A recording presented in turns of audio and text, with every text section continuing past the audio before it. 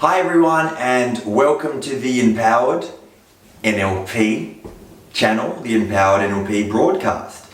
And I've just come to speak today about a very powerful, to say the least, process that's going to assist you all to be able to overcome anxiety rapidly and really naturally and easily too. Now, this technique standalone is an absolute destroyer of anxiety. It's actually the timeline therapy anxiety process or protocol, and it's really important to clear out all of the root cause of the negative emotions that have actually created this anxiety. Specifically, fear is the big one, and we're going to get to that. If you're a client of mine and we've already done it, then you'll know exactly what I'm talking about. And if you are, doing this as a task, or just a bit of psychoeducation, know that you can do it, and it's going to be very impactful, but the icing on the cake will be when we get to the root cause of the fear, and then anxiety just cannot exist and you collapse the strategy.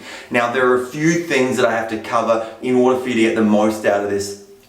Number one is we can't deal with general anxiety. This is really important. General anxiety, well, it's generalized, which means it's too abstract or vague to actually grasp onto and work with. So, as many of you would be well aware, and you may or may not know the fact that anxiety, or any information that our brain processes, the unconscious mind does one of three things with information when it's coming into our personal universe, or through our primary input channels. The visual, what we see; auditory, what we hear; the kinesthetic, what we feel; olfactory and gustatory, the smells and the tastes. Those are the major 5 primary input channels that information comes in to, and there's too much information to actually process on the surface.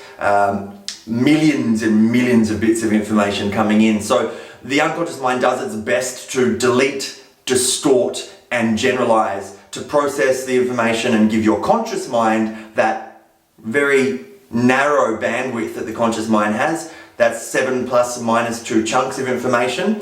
The unconscious mind will, I like the metaphor of a sausage machine. It takes in all the stuff, squeezes it through the machine, and leaves your conscious mind with that very narrow bandwidth to process and then have a space, or have an amount of information where you can actually make decisions, process, and rationalize. So it is narrow, and that's what we need to understand in order to really get to the bones of deletion, distortion, and generalization. This is what the mind's doing constantly. All this information flying in, and we really do need to focus in on one particular aspect to make a change. So when you are feeling generally anxious, this is the long story to get back to where I was. When you're feeling generally anxious, you are either, you're not deleting or distorting anything, you're just generalizing that anxiety. If you're generally anxious, it's more than one thing you're anxious about. You could be anxious about the test that's coming up, the bills you have to pay, the conversation you have to have with that certain someone that you don't really want to have, so on and so forth. But it's going to be more than one, definitely 2, and typically 3 plus. So the first thing you have to ask yourself when you're feeling generally anxious, make a note of this, this is really important. What specifically am I feeling anxious about? Write it down.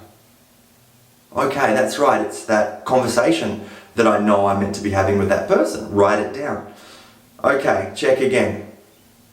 What specifically am I feeling anxious about? Write it down. Now, you need to go through this process as many times as you need to until you've got them all out. So if it's 2, great. If it's 3, wonderful. And if it's more, keep going until you've got an entire list. And then once you've got that list and you're very clear specifically on what you're generalizing up to general anxiety, because it is something that we're doing, whether you're aware of it or not, it's something we're doing, and to the extent that you can do that, you can undo it. Getting that list, you do this particular process on everything on the list. So, the process. The process is very interesting and it's super important to understand that one specific thing. So now that you've got your list, pick number one on the list. And with that number one on the list, the next step is to understand what successful completion of that event looks like. Knowing that every single time you're ever anxious about anything in your life, you're just making a movie of something you don't want to occur.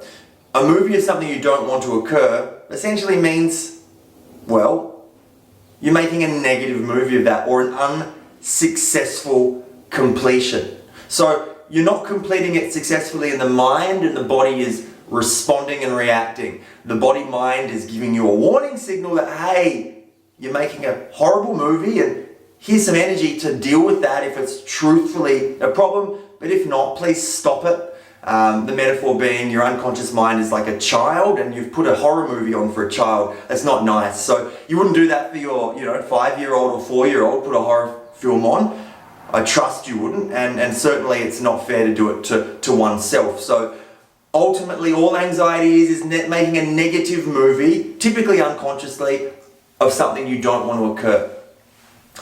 So now you've got A, what specifically am I feeling anxious about? B, you want to get very clear on what does successful completion of this event look like. So I'm going to give you an example. I work with a lot of clients that have a fear of public speaking, and they just make movies of themselves performing horribly. So that's not something you want to do, and clearly you need to be focusing on what you want to create what you want. So the first step is understanding, great, public speaking, the movie is not performing the way I want to. Now let's have a look at what would that look like. Well, for me, it would just be performing elegantly and eloquently and standing strong and tall and connecting with my audience and all those wonderful things that mean that I'm going to deliver a wonderful presentation and just present magically. So now that I've got that, I'm ready for the process.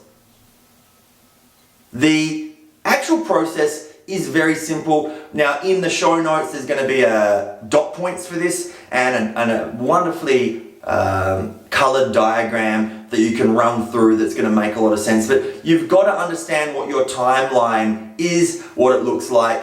There's actually another video for formal elicitation of your timeline that we'll have a look at, or you can check out and just have a look at the other videos and you'll be able to find that easily. But for now, I'm going to assume you already know how to elicit your timeline. So now it's just really about getting in touch with that, looking at the timeline, from a spatio-visual perspective. So we're going to imagine right now that my timeline's running this way, and essentially my past is this way, and my future is this way, and I'm about in the now, right now. So the process is essentially like this. You're going to start right here in the now, and you're going to float up out of your body. Here I am floating up out of my body, and right out into the future, right out here into the future, and hover directly up above said event. In my example, it's that public speaking. So floating directly up above the event and look down on it. And as I'm looking down on it, ask myself, well, what has to happen for this event to successfully complete? So down there, of course I'm going to be doing this process eyes closed so I can really focus in. But down there, unconscious mind, what has to happen for this event to successfully complete? And now, go ahead and notice that event successfully completing below you. Just see it down there now, successfully completing. As I mentioned before in the example, there I am down there, I'm at the lectern, I'm presenting to you all, I'm presenting magically, clearly, I'm delivering from my diaphragm, the audience is receiving it, and that transmission's coming in, and they're totally accepting, well, some, I'm going to assume they're all accepting these wonderful messages that I'm transmitting out, and I can see the smiles on their faces and it all just going in wonderfully. Now that's 100% successful completion. Did you notice when I gave a a little, well, maybe they are. That was probably an 80% successful completion. That's not what you want to do. 100%. See it happening down there. Wonderful. Once I've got that, I'm going to float to 15 minutes after the successful completion of that event. Turn and face now. Face now and the past. And ask myself, now where's that old anxiety? And it'll be gone, people.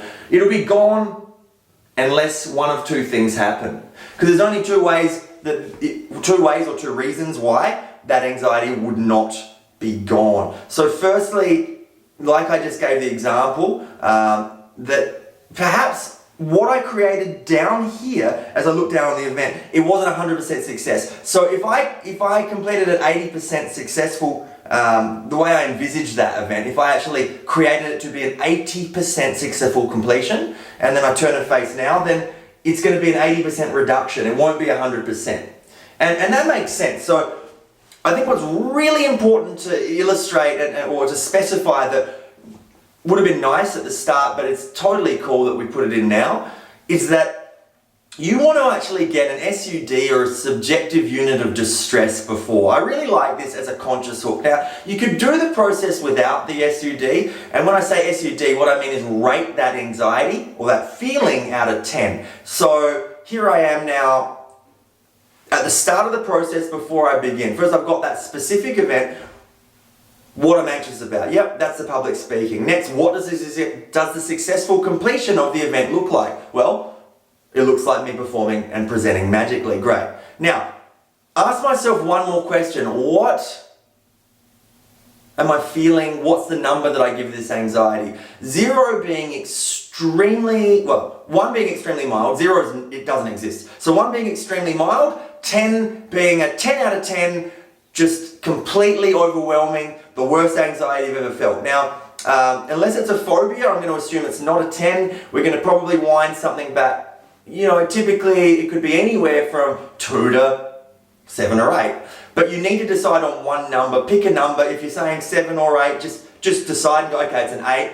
Just settle on that, because you do need to be specific. And this is what I call a conscious mind hook. Very important to have the conscious mind understanding that it knows what you're feeling, so it can know that it's disappeared when you've done the process correctly. So again, I'll run through one more time. Float up out of your body from the now, float way up, out, and directly up above the event. Looking down on it, what has to happen for the event is to successfully complete, and then notice it happening. Notice that happening, 100% successful completion. Once you've got that, make sure you don't move until you've done that. Once you've got that, float to 15 minutes after the successful completion of the event. Turn and face now on your timeline and ask yourself now, where's that old anxiety? It's a 0, it's gone. Perfect. You've done the process exactly how it's meant to be done. If it was a 2, then you've done an 80% successful completion, which means you have to do the process again. You just keep doing it until it's done. It can't not happen. It's just a matter of taking charge, taking control of those images you run in your head. When you float back down into your body, just check, how do you feel about that old anxiety? Feeling fine, feeling comfortable. So it is a really simple process, people. If you've got any questions, holler out, leave a comment. If you're a client, obviously, shoot me an email.